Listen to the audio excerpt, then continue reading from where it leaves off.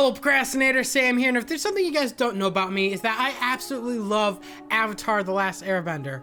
No, not this piece of shit from M. Night Shyamalan Ding Dong. We're talking about this one. Avatar The Last Airbender from 2005 to 2008. When I was a kid, I remember just absolutely loving this show. I fell in love with it ever since episode 1. I remember being instantly hooked, watching the reruns every week until the new episode aired, and I watched the series all the way through and I ended up loving it.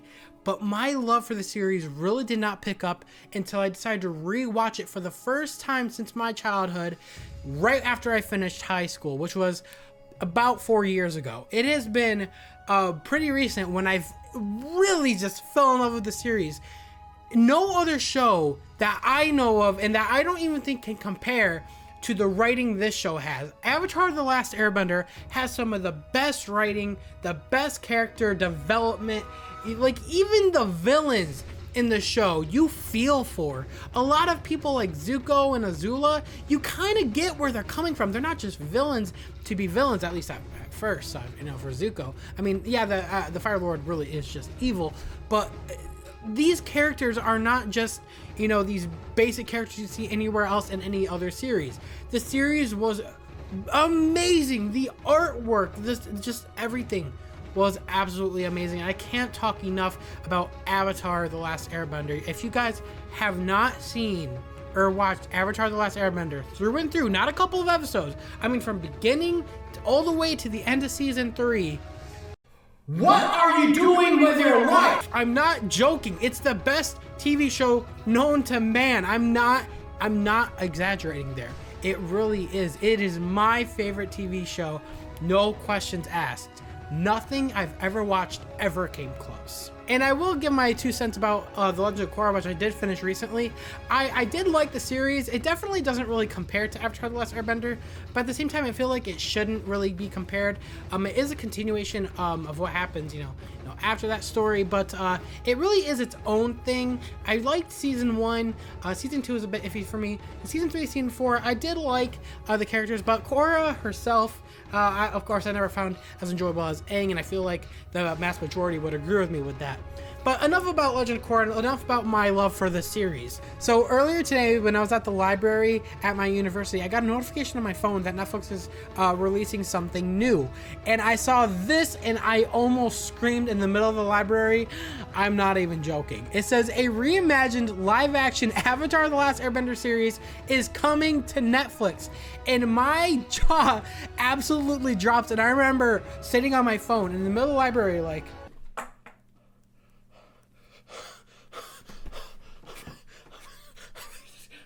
I was just like, and then so I hurried to Facebook to see Dante DiMartino, the author for Avatar, to see if this is true.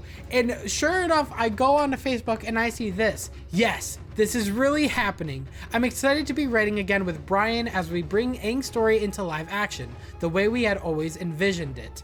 And oh my gosh, when I heard that, guys, I was just filled with joy to know that Avatar The Last Airbender is finally getting the love it deserves. I'm not joking. This show has been amazing, and when this piece of shit came out, I was absolutely devastated. M. Night Shyamalan absolutely destroyed the characters, the entire show's plot, the character development. It just felt rushed. It was a cash grab, and it was absolutely atrocious. And I'd rather just block this out of my memory completely. It was that bad. It is the worst movie I've ever seen, and it's sad to say that that's the worst movie I've ever seen, because it's based on my favorite TV show I've ever seen. So Dante DiMartino continued and says, "We're thrilled for the opportunity to helm this live-action adaptation of Avatar: The Last Airbender."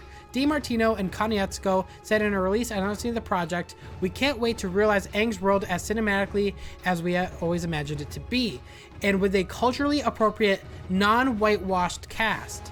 It's a once-in-a-lifetime chance to build upon everyone's great work on the original animated series and to go even deeper into the character's story, action, world building, and Netflix is wholly dedicated to manifest our vision for this retelling, and we're incredibly grateful for partnering with them."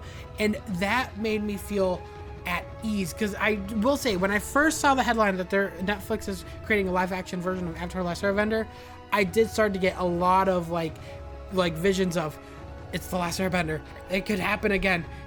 Keep M. Night Shyamalan away, but no, this one has the original writers and it is in good hands. And I love how they've also like to mention that this is going to be an appropriate casted cast. Like, it's not going to be whitewashed, nothing like that. Because with The Last Airbender, everyone in that movie was Indian except the main characters, which were white. Which made no sense for what the characters were. The characters in Avatar: The Last Airbender, and correct me if I'm wrong, the main story about Avatar: The Last Airbender mainly surrounded Asian culture, like Japanese, and it surrounded a lot of monks. And, you know, the movie completely ignored that and put in just everyone in the movie was Indian. It's like, why? But this, I'm happy to see that they're gonna cast this right. They're gonna treat the characters correctly, and by God, they better say Aang and not. Are you the Avatar, Aang? Oh, it still hurts me to hear it. Okay. Anyways, so I'm really excited, and I'm really interested in what else they're gonna do with the story, because they already have the base story from the TV show, and of course they're gonna just make it look prettier with live action. But they mentioned that they want to go even deeper into the story and build upon the world. And if we're gonna get more story with these characters, yes, you know, I am all for that, and I'm absolutely ecstatic to see what they're going to do.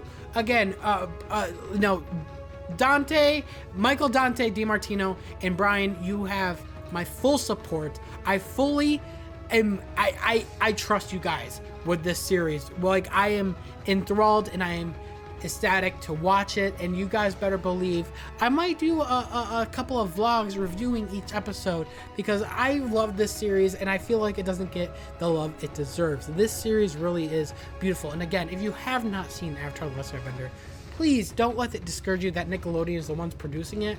Like, that's what I get a lot of people for. They're like, Avatar, isn't that a kid show or something? It's not. It deals with death. It deals with overcoming fear. It deals with finding your place in the universe, your destiny. I'm talking about Zuko right there for destiny. You know, it talks about overcoming challenges. It talks about dealing with loss, and it's about war and pain and suffering, and it's 100 years of fire and flames, and it's not a kid show. It really isn't. It's a family show. It deals with everything, and I am just excited that it is finally getting a bit more recognition this time. And this project has my full support, and I'm excited. So anyways, guys, thank you guys so much for watching this bit of opinions or a reaction of the entire news of Avatar: The Last Airbender coming back in a live action series on Netflix. And anyways, guys, let me know what you guys think in the comments. Let me know what you guys was first reaction of watching the show back in 2005 and 2008. I know a lot of you guys might not be familiar with this series, but please, if you guys haven't yet, give it a try.